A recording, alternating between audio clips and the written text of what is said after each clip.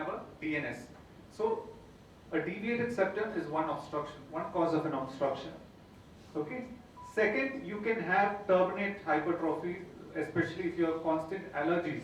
Your turbinates can be hypertrophy that can cause, you can have some soft tissue obstruction also. So the nasal component is one thing. Then you can have an enlarged uvula. Okay, you can have a large tongue. You can have, an enlarged uvula and soft palate. Basically, any condition that is going to obstruct your airway. You have a retrognathic mandible. You have constricted arch, large tongue, tonsils, adenoids. Okay, so anything that can obstruct. There is something called CSA. It's called central sleep apnea. It is very rare, but that's also, some people can have like 98% OSA with apnea, hypopnea, and 2% can have something called CSA, which is a central problem. The brain is not giving the signal to breathe. Okay, so there is something else called CSA. In that condition also, these ventilation and saturation will be low. Lack of muscle tone in the upper airway, especially when the patients are aged. Plus, if you have a lot of fat around your neck, a lot of parapharyngeal fat. Okay. Most commonly, you will see this, the classical sign. You will see my photo only. That time you will know people with, a fat neck and a double chin. So that's called neck circumference. If your neck circumference is above 40 centimeters, you have a greater propensity towards having this problem. Okay, so these things I've already just mentioned. So there is a big role for the tongue in OSA, because the genioglossus is said to know, as per research, it's been found that it matters in flow limitation. So, which is why most of our oral appliance therapies focus on either bringing the tongue forward, okay, with a tongue retaining device, or bringing the jaw forward, thereby bringing the tongue forward. So why is there an increased chance of obstruction during the sleep? So this initially I told you. So once we are all relaxed. Two, men have a decreased response to hypoxia when compared to women. So that is why men have a greater chance. We have a greater chance towards having this problem when compared to women. Okay, so normally when we sleep, the SATs decrease by, your oxygen saturation decreases by about 2%, your CO2 increases by like 4%, and there are depressed reflexes. And also during the REM sleep, we have decreased tonicity of our muscles. Okay, so just skip that. So what are the common risk factors? One, obesity. Okay, obesity is the most common risk factor, and you have age, especially people who are above 50 years. Now I'll be showing you the screening for OSA. There is a standardized global standard for screening OSA. It's called the Stop Bang Questionnaire, STOP-BANG. I'll be explaining what it is. So one part of it is age. So age, those who are above 50 years have a greater propensity. If you have habits, alcohol, smoking, all of that, increases the chances, because all of that will depress your CNS. So lifestyle plays a big role in this problem.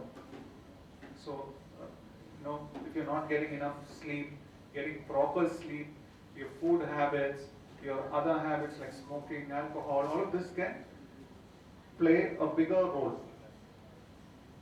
Okay, so if you have a body mass index of about 35, you have a greater chance for OSA. Okay. So the symptoms. Now, snoring, we will not know. For example, if I am snoring, I will not know much about it. It's only the person who is sleeping next to me will know about this, right? So, snoring is one symptom which at least the person who is with you will know. And they can witness you choking. If you notice, I think if you travel by train, you will hear different types of snores and a lot of gasping. And then, they just get up and then they fall back asleep. It's not that they are awake, it's called microarousal. And the most classical symptom is daytime sleepiness, excessive daytime sleepiness. So this is what that the person will suffer from if you have OSA.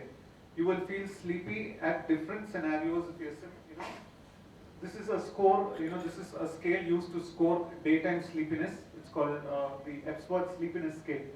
So that's one of the classical signs. Sometimes you might have patients who will just come sit on the chair and fall asleep. I used to just fall asleep when I go, I go to the salon. I'm wondering why to go to the salon. There's nothing here. Sometimes I do the shave myself, but sometimes I go and get it done. So whenever I get it done, I used to kind of like immediately fall asleep, and then I'll get up after everything is done. Once you drive alone, so initially I thought it was because of heavy lunch, heavy dinner, and then I'm driving, I'm falling asleep. And my wife used to not torture, emotional blackmail. You are not responsible. How can you fall asleep or your son is in the car and you're falling asleep? Because 2 times the car went like this.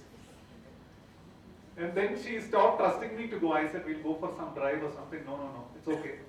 Let us not go. We'll travel by some other way, we'll go. So this sleepiness is a problem and you won't feel fresh during the day. We will not be mindful. Whatever we are doing, we will not be in focus. For example, if you're doing a dental procedure, for example, doing preps, sometimes I'll go back to the teeth that I've already prepped. Everything is done. So you're not actually in the moment. So definitely there are different differentials for daytime sleepiness. Most common is not getting enough sleep at night. And I think that again, lifestyle, like I said, a lot of people with mobiles and a lot of screen that is there. So screen can have a very damaging effect, especially for kids. So screen is something that you should actually avoid at night before you sleep. So in fact, my son itself, we've seen the change. My wife is a periodontist, so she's very careful about all of this and the brushing and the screen and all that. And I've actually seen a big difference in his behavior with screen and without screen. So that I can tell you from personal this thing. So we did like kind of an experiment, like a case control study, you can say. So we big difference. Memory impairment, another classical sign. You forget where you keep the key, you forget where you keep things. Sometimes with the specs over here, I'll be searching around the house where I kept my specs. So I'll search everywhere and then finally I'll realize, oh no, it's here only. It's something very, very, very common. These are all things that I've experienced, so that's why I'm telling you, it's actually there. Plus, when people know that you have this problem, people whom you work with can easily fool you. They say, oh no, I gave this report to you, I gave this to you, I did this to you. Or you said we will go this way, that day. So, it's a very common thing that happens. Personality changes, you get very irritated. You get very angry. Then you need anger management. So, you lose that calmness that is there. So these are all symptoms that can have and later lead to, when this cycle happens again and again, depression.